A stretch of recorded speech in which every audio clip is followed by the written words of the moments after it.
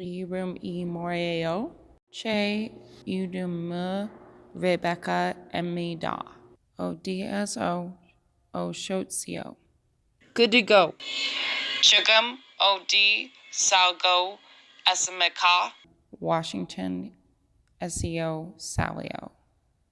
Kudigo Chugum Colorado SEO Salio. Mungji Jamiwa Mung Muamika Du Hungjiwa Jame Samongi Chongoni Moyo Kudigo Jodompu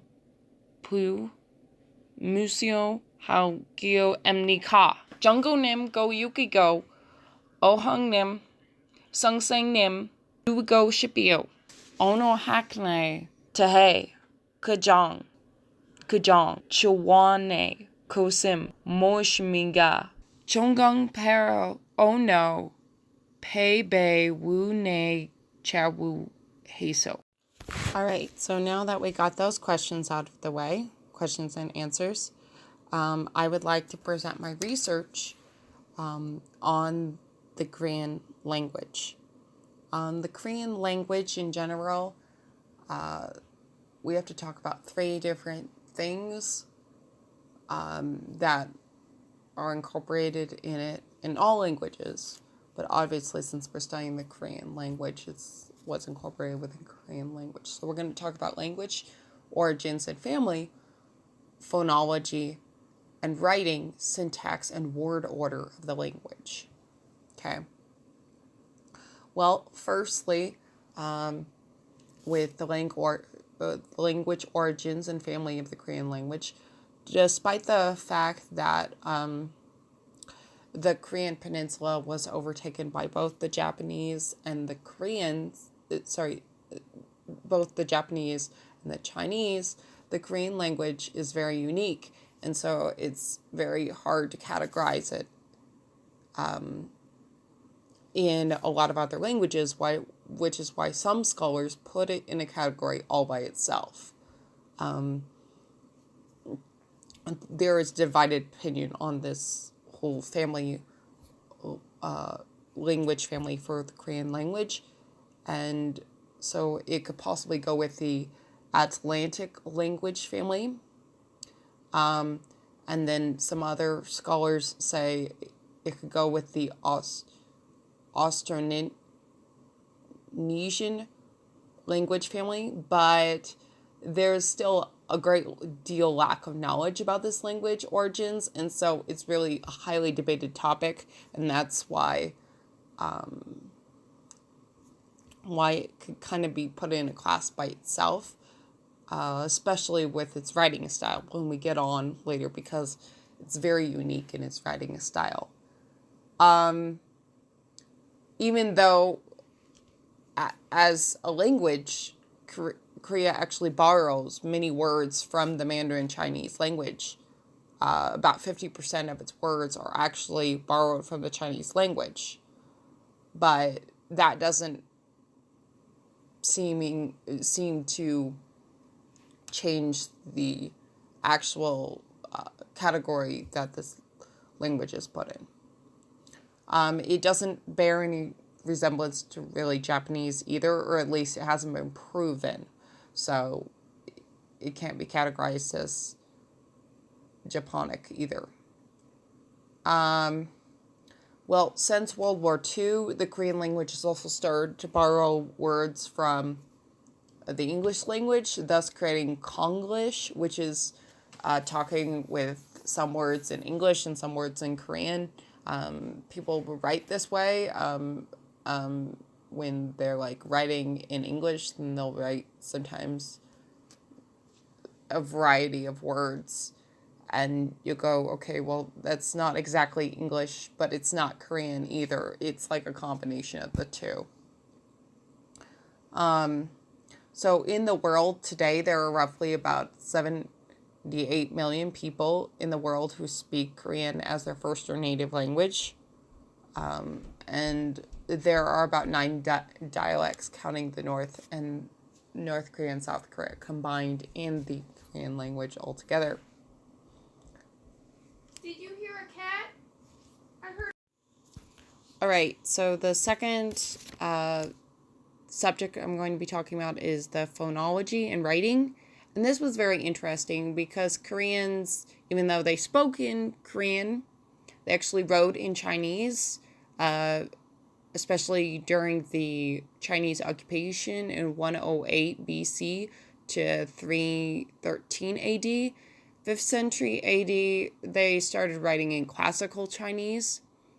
3 systems were devised for writing Korean with Chinese characters. In these 3, the first system was a combination of Chinese characters with special symbols to indicate Korean verb endings and other grammatical markers. The second system used Chinese characters to represent all the sounds of Korean and was mainly used to write poetry. And the third way was they borrowed the Chinese words and then gave them Korean meanings and like readings, and then invented 150 new characters. So that was what they kind of did with the Chinese system there. Well, while they were doing that, then as it turned out, most of the people who were learning this language, it was super complicated the way they had done it. And it took a lot of time and effort to be able to write it and be able to understand it, and in all this education.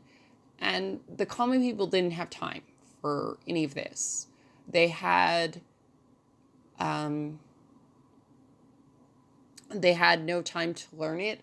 They had to work. And the elite people were the ones that had time to learn this and be able to write and read. So the common people could not write or read, not because there was any law against it or anything like that. It was more because they didn't have time to learn that, because it was super complicated. So in 1444, the king at the time decided that he was going to get a group of scholars together, and he was going to make sure that the common people could write and read, because he would create something that was easier to learn. And so the group of scholars got together, and basically they created the language of the common people so that the common people could write and read in their own language. And this, for amount of time, was only used by the common people because it was considered kind of like crude and vulgar in the way it was done. And they still considered like the Chinese writing high class and stuff like that. But the common people did have something to write with now. This language, though, that they created was a cross between an alphabet and a syllabary. So the symbols transparently reflected individual sounds in each word, but also were assembled into symbolic blocks. Alright, so the main thing that you need to know about word order and syntax in Korean is that it's like the opposite of English, because it's subject, object, verb, and it always ends with a verb, or it always ends with an adjective. So it could be subject, adjective, or subject, object, verb. Sometimes the object will be omitted, but then in that case, then there's just a subject verb. But it's always going to end with a verb or an adjective. So the subject refers to the person, thing, noun, or whatever that is acting. The subject does the action of the verb. And then the object refers to whatever the verb is acting on. Sometimes there is no object, as I said before. But Korea works by head final as their things. The heads are found at the end of their phrases. The main element of a phrase is a head. So that's very simple to see how it's differently ordered than English. An example sentence would be that when we write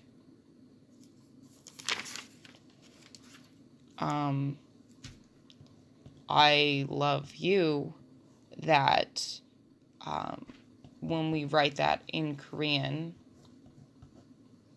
then we end up with love at the end of the sentence.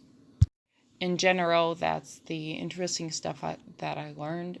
Thank you so much for watching.